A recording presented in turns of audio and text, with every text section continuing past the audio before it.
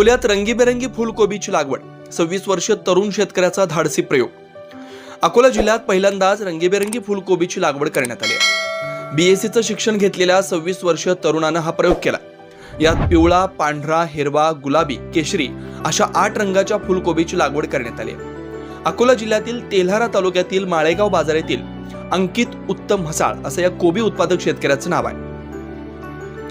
अंकित आणि त्याचे वडील उत्तम म्हसाळ यांनी 3 एकरात विविध रंगाच्या फुलकोबीची लागवड केली, तर यांना एकरी मागे 1 लाख रुपयांपर्यंत लागवड खर्च लागला असून त्यातून म्हसाळ यांनी एकरी मागे 3 लाख रुपये उत्पन्न घेत तर अवघे 3 महिन्यात 3 एकरातून 9 लाखांचं उत्पन्न घेतलंय। विशेष म्हणजे या रंगीबेरंगी फुलकोबीचं सेवन करण्याचे अनेक फायदे असल्याचं या शेतकऱ्याने सांगितलंय।